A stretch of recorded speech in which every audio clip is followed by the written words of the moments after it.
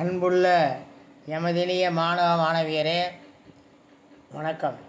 நாங்கள் இன்று முதல் டிஎன்பிஎஸ்சி தேர்வில் கணிதத்தில் அதிக மார்க் வாங்குவதற்கான ஷார்ட்கட்டுடன் கூடிய கணக்குகளை எங்களது ஸ்ரீஹரி மேத்தமெட்டிக்ஸ் அகாடமியில் உருவாக்கியுள்ளோம்.